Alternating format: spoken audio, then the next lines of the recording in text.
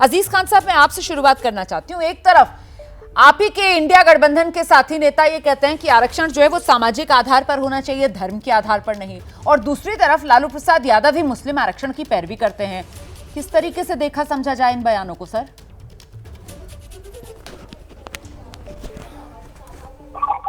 ये आज हालात है इस मुल्क का। यही इंडिया गठबंधन ने लगातार वकालत की है, और लगातार वकालत इस बात थी कि इस मुल्क में बराबरी का दर्जा जो पिछड़े समाज के लोग हैं, दलित समाज है के लोग हैं, जो आज कहीं ना कहीं शोषित वंचित समाज है, उसको उसका हक कैसे मिले। इसके लिए इंडिया गठबंधन लगातार आवाज उठाता रहा है। जातीय जनगणना कराइए, 27% आज ओबीसी समाज को आरक्षण मिल रहा है। उसकी जनसंख्या अगर देखी जाए तो वो 54% है, और आर्टिकल 341 में है कि दलित समाज को उसके जनसंख्या के आधार पर उसको आरक्षण मिलना चाहिए। तो ऐसी स्थिति में जब जहां पर ये प्राविधान है कि बाकायदे जातिगत जनगणना हो और जिसकी जितनी संख्या हो उसके हिसाब से उसको आरक्षण मिल जाए, अगर ये इंडिया कर रहा है, गठबंधन कर रहा है, तो आज बीजेपी को ये बात समझ में आनी चाहिए, लेकिन ये काम नहीं करना चाहते। ये तो आरक्षण तो खाने वाले लोग हैं। उत्तर प्रदेश में 69,000 शिक्षकों की भर्ती हुई, उसमें सिर्फ ओबीसी समाज को 4% मेरा सवाल ये था, आप ओबीसी समाज की ढाल के पीछे छिपने की कोशिश कर रहे हैं। मेरा सवाल तो ये था, आप लोग सब सामने आकर ओबीसी समाज की बात करते हैं, आप लोग सब सामने आकर सामाजिक आधार पर पिछड़ों को आरक्षण की बात करते हैं, लेकिन कहीं ना कहीं मुंह से जो शब्द निकलते हैं वो मुस्लिम आरक्षण वाले। तो ये धर्म के आधार पर मुस्लिम आरक्षण, ये राग सर, इसके सुर कहां से निकल रहे हैं, ये जानना चाह रही थी मैं। देखिए रोमाना जी, बहुत स्पष्ट है। हाँ। अभी ईडब्ल्यूएस आया। हाँ। ईडब्ल्यूएस क्या है? Economical weaker section. ठीक है। क्या ईडब्ल्यूएस की कैटेगरी में जो इकोनॉमिकली वीक है, क्या मुस्लिम समाज उसमें नहीं आता है? क्या आता है? और इसको लागू कब किया गया? अभी थोड़े दिन पहले लागू किया गया। तो जाहिर सी बात है कि जब बीजेपी ऐसी परिस्थिति को पैदा कर रही है कि इकोनॉमिकली जो वीक है उनको उनका हक मिलना चाहिए, वो किसी जाति धर्म संप्रदाय से हो, तो ऐसी स्थिति में उस पर सवाल नहीं खड़ा होता। आज ये कहा जा रहा है कि जो वाकई में डिजर्व कर रहा हो, जो जरूरतमंद हो, शोषित वंचित समाज हो, जिसको समाज में बराबरी नहीं मिल रहा है, उसको आरक्षण मिले तो क्या बुराई है? और यही मांग आप पैरवी कर रहे हैं। अरे आप खुलकर बोलिए ना, आप मुस्लिम आरक्षण की पैरवी कर रहे हैं क्या? आप ये कह रहे हैं कि मुसलमानों को आरक्षण मिलना चाहिए, ये कह रहे हैं आप? देखिए रोमाना जी, मैंने मुस्लिम आरक्षण की बात नहीं की। हाँ। धर्म के आधार पे आरक्षण संभव नहीं है। हाँ। हमारे संविधान ने हक नहीं दिया।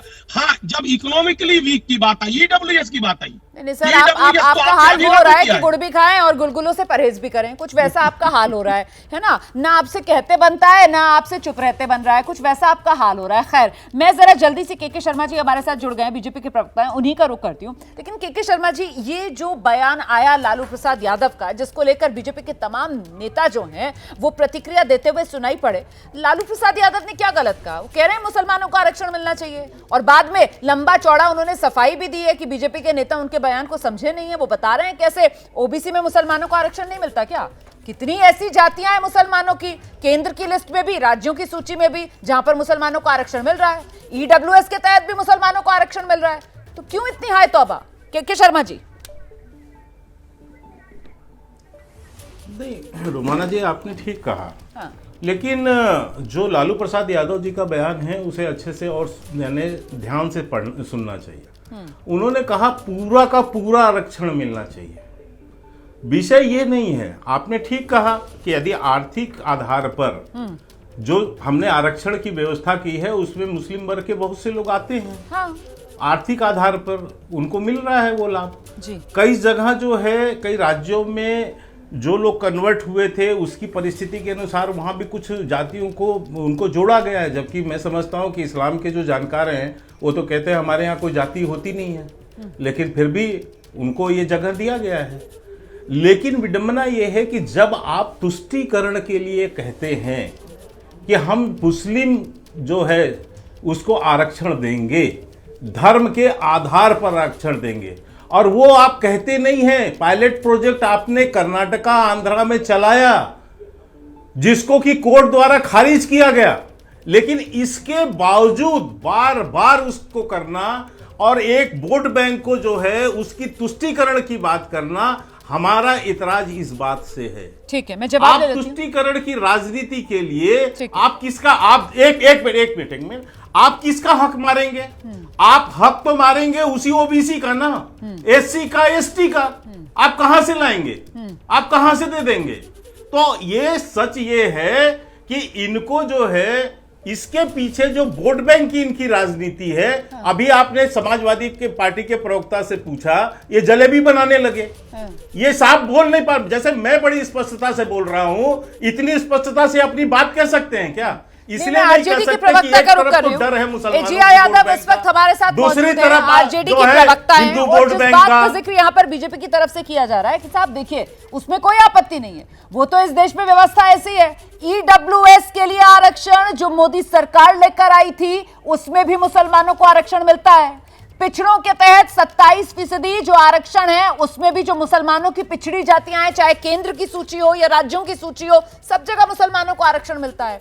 फिर आपके नेता मतलब लालू प्रसाद यादव जब ये बयान देते हैं कि मुसलमानों को पूरा आरक्षण मिलना चाहिए, तो उसको लेकर बीजेपी क्यों आपकी घेराबंदी ना करे? क्या मतलब है पूरा आरक्षण देने का? मतलब ओबीसी, एससी, एसटी सबका हक मारकर मुसलमानों को आरक्षण दे दें? एजिया जी, रोमाना जी, लालू प्रसाद यादव जी को के बयान को तोड़ ममोड़ के इसका माने निकाला जा रहा है। लालू प्रसाद यादव जी ने माइक पर खड़े होकर नहीं कहा कि मुसलमानों को पूरा आरक्षण करना चाहिए। जब एक मीडिया बंधु ने पूछा क्या मुसलमानों को आरक्षण मिलना चाहिए, तब उन्होंने कहा हाँ मिलना चाहिए। इसका मतलब ये जो अभी आप कह रही है पूरा आरक्षण, बीजेपी वाले कह रहे हैं पूरा का पूरा आरक्षण, इसी तरह से बात का मतलब बदल दिया जाता है। उनका कहने का मतलब था कि जब आरक्षण में लगभग 3500 जातियां हैं जो धर्म आधारित नहीं है, जो इकोनॉमिक और सोशल सर्वे के बाद ही तय हुआ है, और इसमें सभी धर्म है, इसमें हिंदू में भी आरक्षण है, मुसलमान में भी आरक्षण है, जितने भी धर्म है सब धर्मों को मिला के करीब 3500 जातियां हैं जिनको की आरक्षण मिलना चाहिए। उन्होंने कहा कि जितना रिक्वायरमेंट मुस्लिम को इस रिक्वायरमेंट है आरक्षण का, वो मिलना चाहिए। जितना रिक्वायरमेंट इतना सब बोला नहीं ना लालू प्रसाद यादव जी ने, जितना रिक्वायरमेंट है ये सब बोला नहीं उन्होंने।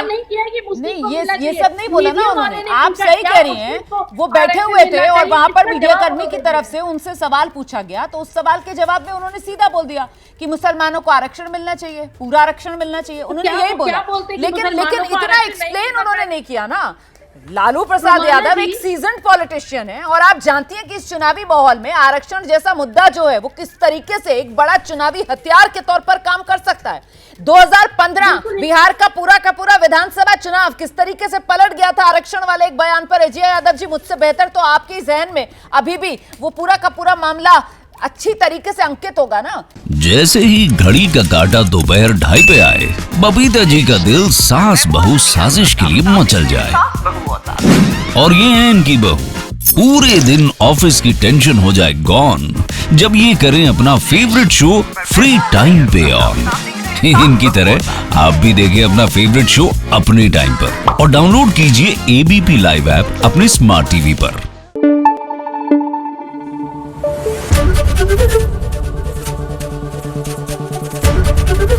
एबीपी न्यूज आपको रखे आगे।